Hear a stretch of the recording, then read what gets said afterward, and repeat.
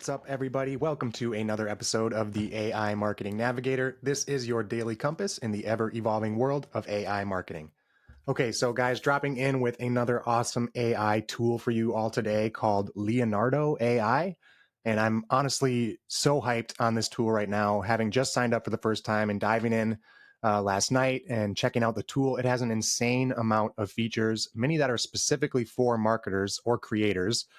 Which is interesting because I initially wanted to simply demo Leonardo AI's image animation feature, which I had heard about. We tested that feature in a few other tools where we could input an image and the model would apply some animation or some motion to make it into a short form video. But as soon as I got into this tool, I knew right away that there was way too much valuable, good stuff to not also include or not simply do a series of episodes on Leonardo AI, which is what we're going to end up doing. Because if we included it all, we would have gone way over our goal of keeping this episode and all of our episodes short, sweet, and valuable each day.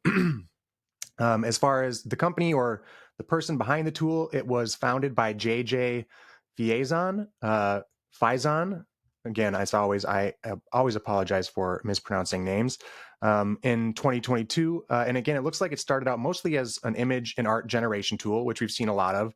But as I mentioned, they clearly quickly expanded their feature and service offerings into not only various other creative spaces, but in a way that's so super intuitive and fun and user friendly, the most so that I've experienced in an image gen tool so far.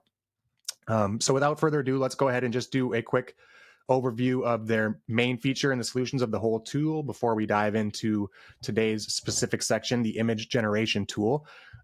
They have an AI an AI art generator, an image generator, an AI video generator, a generator that is specifically able to generate transparent PNGs, which is awesome.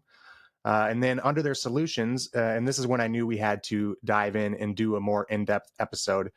Here, why don't I hop in and share my screen here, and we will take a look at their website together as I'm breaking it down and going through it one moment here. Okay, so we should be looking at their homepage now. And again, right here under their features is where I was looking at before. They have their image and art generator, a video generator, and that transparent PNG generator. But in the solutions here, this is where, again, I realized this is a different type of tool. We have AI marketing tools being the first option there. We have AI graphic design. So first two tools off the bat for us, they have solutions for marketers, or are solutions designed for marketers in a lot of the work that we do anyway. AI print on demand. Transform your digital art into print ready masterpieces. So they even have some print features, which I haven't seen on any of these AI tools. Again, something very geared towards practical marketers who need to generate these assets in print. And then, of course, AI photography was the next one. But then this is where it really started to get crazy and blow my mind. They have solutions specifically for interior design and AI architecture. And I've seen a lot of content that's been created with these Gen AI tools in that space, doing an interior design or an architecture build. And it's really effective, I think, in quickly translating ideas, just like it is for any industry. And this is the first tool that I've seen that's owned the fact that, hey, you can use this tool specifically for architecture and interior design. So like I said, that sounds really interesting and intriguing for sure. It sounds like a good way to waste a few hours down a rabbit hole, getting lost trying to become an architect using AI. So I better be careful. And all of you guys who have similar tendencies, be careful out there. Also, I just really love the user interface and the user experience on the platform. So I'm going to hop over into the tool now. And right away, I hopped into the image generation tool.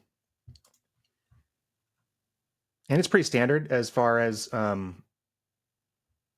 how it's done and how the user uses the generation tool. If you're familiar with Midjourney or other, well, not Midjourney specifically because that's done in Discord, I suppose, but if you're familiar with other image generation or text prompting in AI, it's a basic text prompt user experience. But this one has some features and optimizations that I think are brilliant and definitely a differentiator for this tool. The first one that was pointed out to me when I was doing their little tour or guided tour through the tool was called Image Guidance and Elements.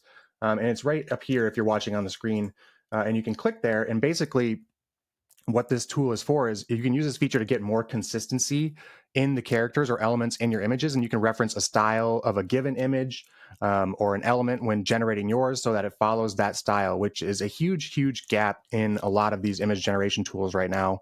If you generate an image with a character that you like, say our digital pop mascot, for instance, it's very difficult, if not impossible in some situations, to replicate that character or use the same style to keep the branding consistent in your project.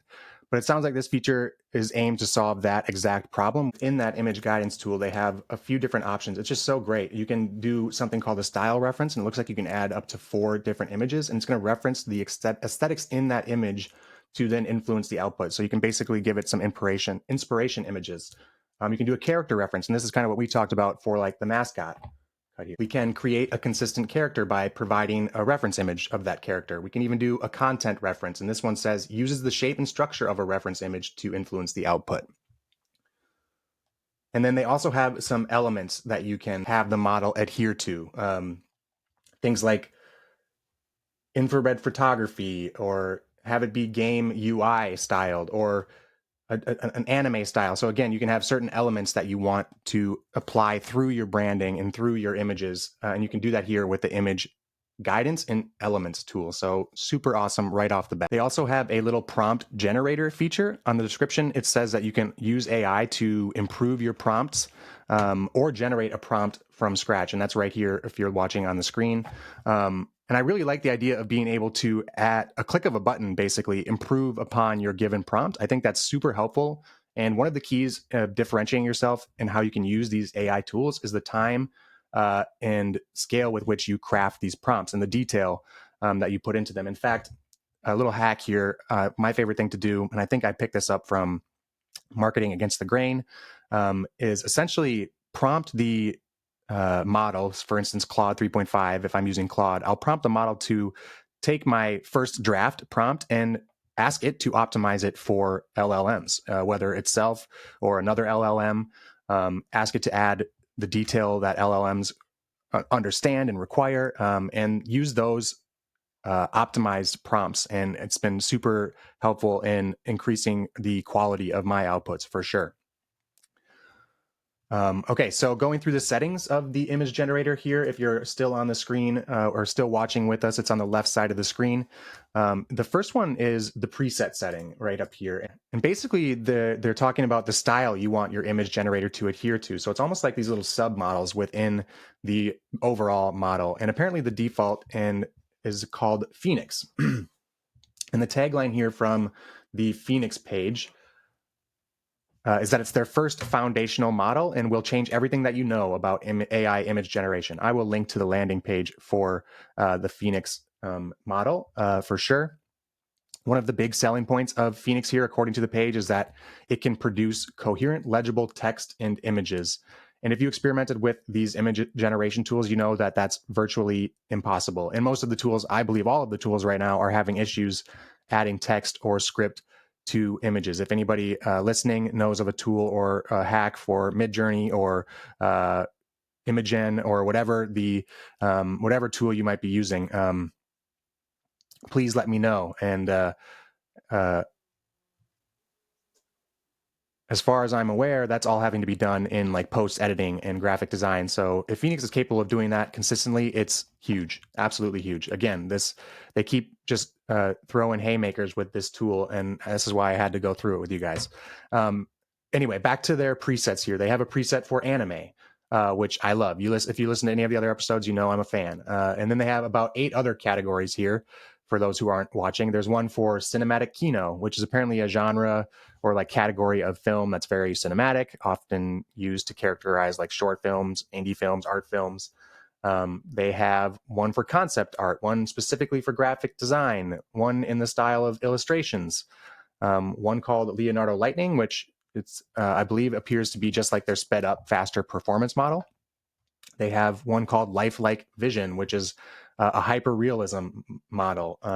They also have one for portraits called Portrait Perfect. And then the last one here is called Stock Photography. So right out of the gate, this is only the first setting for our image generation tool. And we already have so much guidance, intuitive guidance, and what style we want. I love it.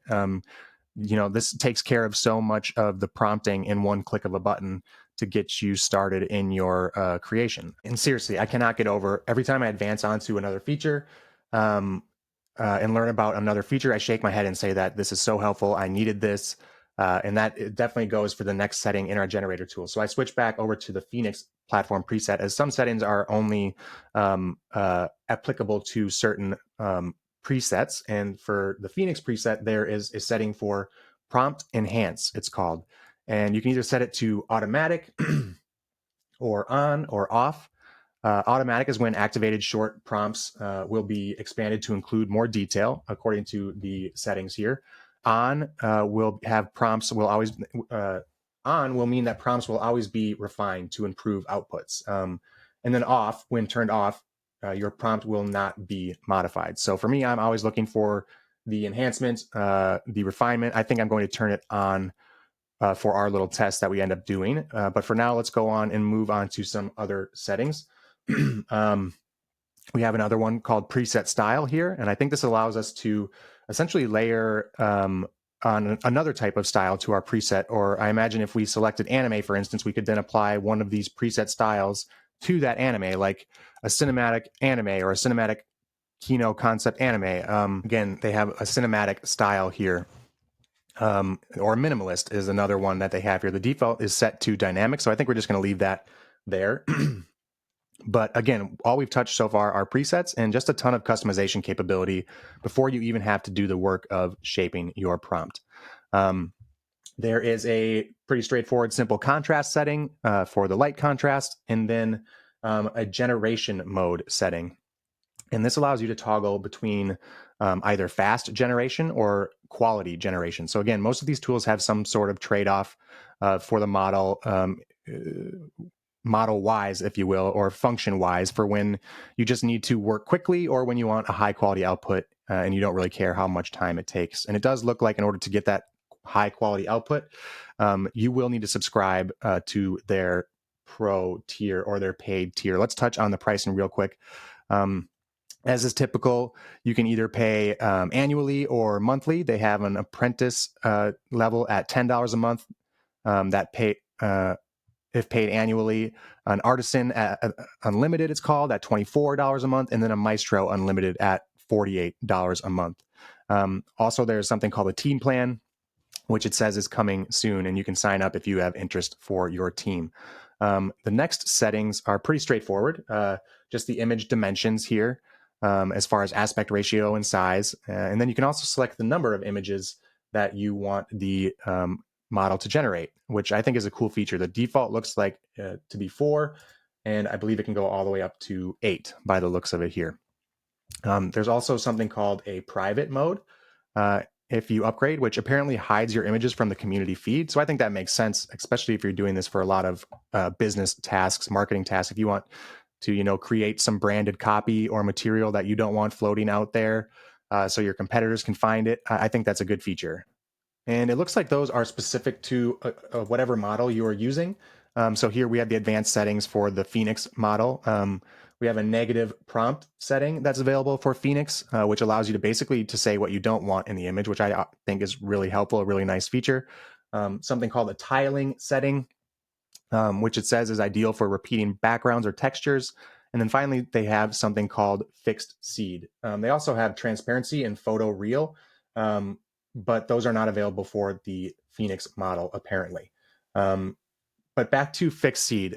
This, again, feature just, again, blew my mind. And with this one, what you can do here is you can grab what's called the seed number of the given image or your generated image. And if you paste that seed number in this field, it's going to basically allow you to edit very distinct aspects of that image, but maintain the look and the background and the setting. So we were talking about this earlier, how this is a huge shortcoming in so many Gen AI image tools, and also a big shortcoming for us as marketers or business creatives, where we absolutely need this consistency, this brand consistency in our creative assets. So again, I'm just super impressed with Leonardo AI, probably one of my favorite tools we've covered so far. So let's go ahead and see what we can do as far as messing around with some image generation and toggling some of these features. Okay, so I think we're ready to do a little test here. Now I just had to go grab my prompt and generate my prompt. Again, we're going to use Phoenix, their new model. I'm leaving prompt enhance on. I've already optimized my prompt once, but I'd like to see if it can optimize it once again. We have a dynamic preset style. We're just going to do low contrast. That's the default. I do want to do quality for the output. I can always cut through if it takes a long time, but we got to see the ability of the tool here. And we're just going to do a large square image, just one of them, and no need to hide it from the feed right now. So I'm not going to toggle private mode. For the next image I generate here, I will use a fixed seed, but I'm going to leave it off for this one. So we have our preset ready. I have my prompt copied. It's a very long prompt, so I won't read it for all of you, but essentially it goes through various aspects of the cartoon style mascot that I want the model to generate. It talks about the visual style, the character design, the thematic elements, the personality, the versatility, all of these things. It does look like that we run into a character limit. So why don't I just pull out the last section of our image generation, and it gives you a generate prompt here for those of you who aren't watching.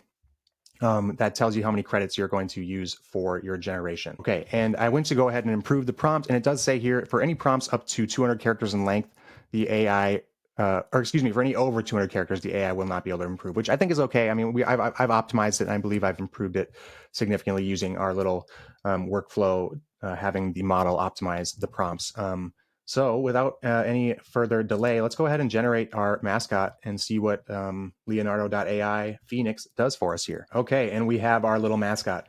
I like him, to be honest. He's pretty darn close to Mega Man, so I might have to, shade the model a little bit to go away from Mega Man if you're really trying to not, get people up in arms or get licensing or, all that stuff. So always be careful, as I continue to say. He's got a little blaster here that looks like it's trying to shoot off some social media icons, like some little buttons, which is a cool idea.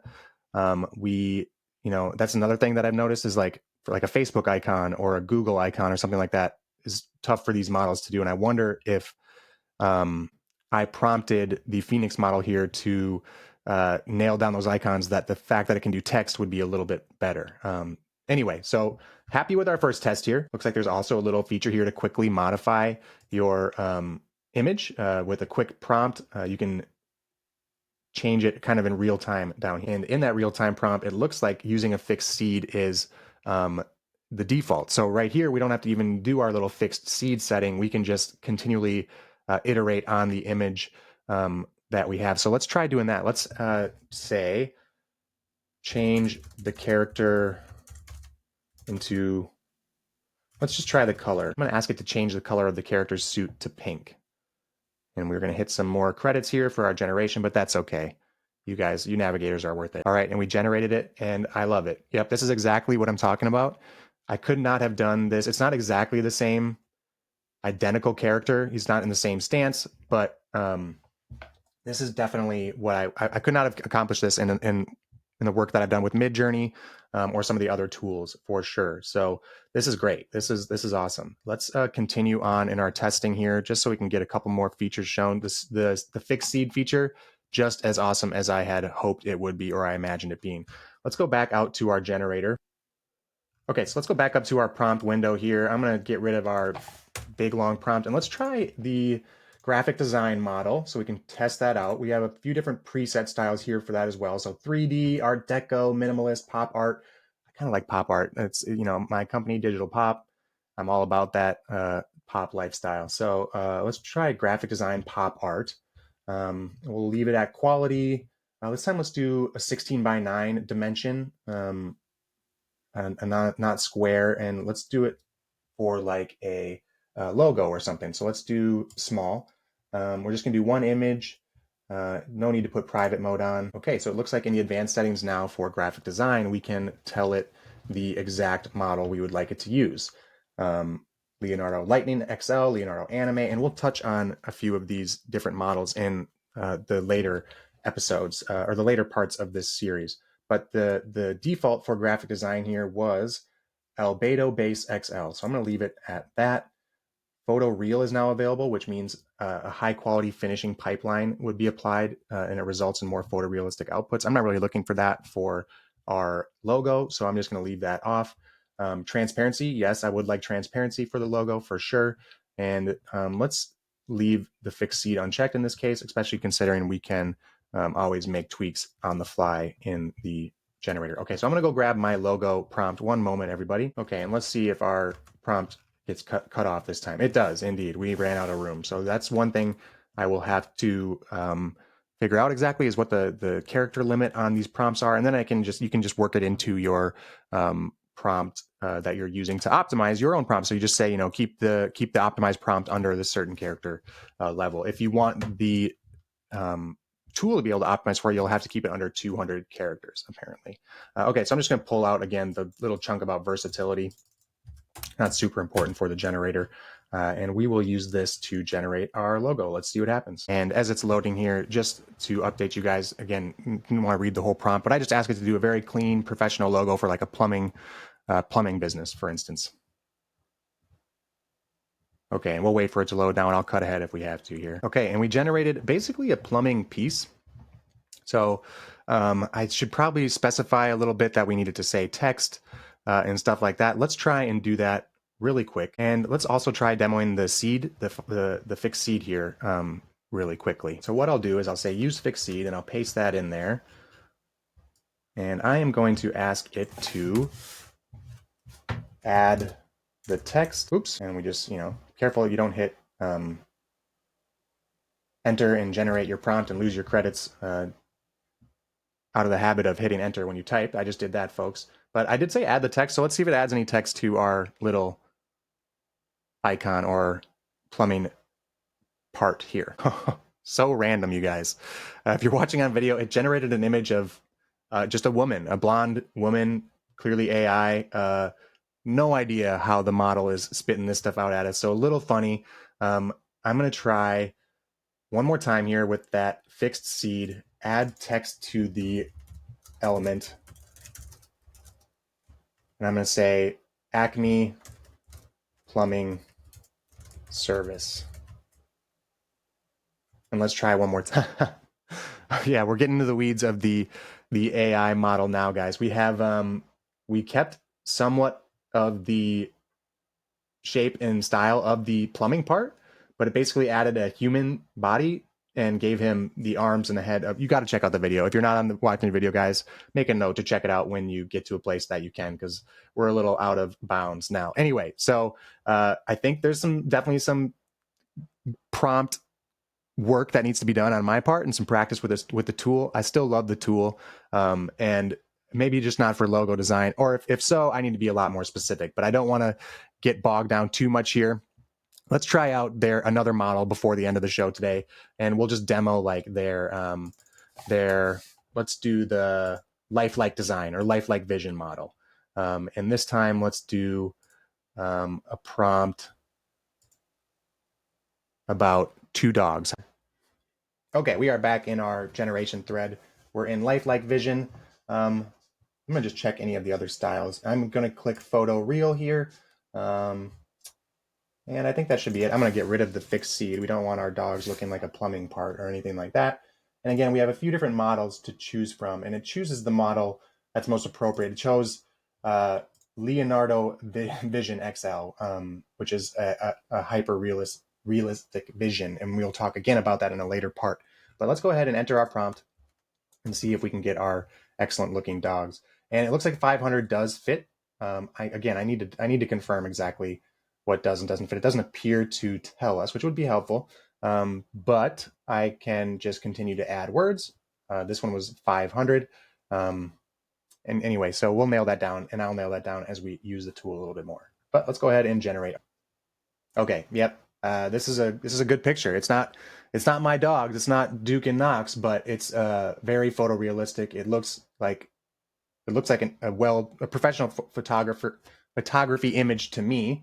And if you're watching on the screen, you can do a couple things. Just again, this tool is so awesome, guys. If you just hover over these images, you can remove the background, and it tells you it'll cost a few tokens. You can use upscalers, and we'll use their upscaler in a later demo as well. You can use image guidance input, so you can add an image to bring style or elements of that image into this one. You can download, of course. You can generate a motion video. We're going to be doing that. Don't worry. So much good stuff in this tool, you guys. Okay. So that's a big episode. And even though I tried to keep this short, we're still going to end up way longer than usual. But that does it for today's episode. I hope you guys are as excited about this tool as I am. I am definitely going to be using this tool in all of my workflows going forward. So if you enjoyed the show or you found it useful in any way, please do me a favor and follow on Spotify or subscribe on your podcast platform of choice. A review on top of that would be so super helpful. Definitely the most impactful thing you could do for the show. So until next time, and as always, thanks for joining me. And remember to stay curious, stay consistent, and keep navigating forward. Bye.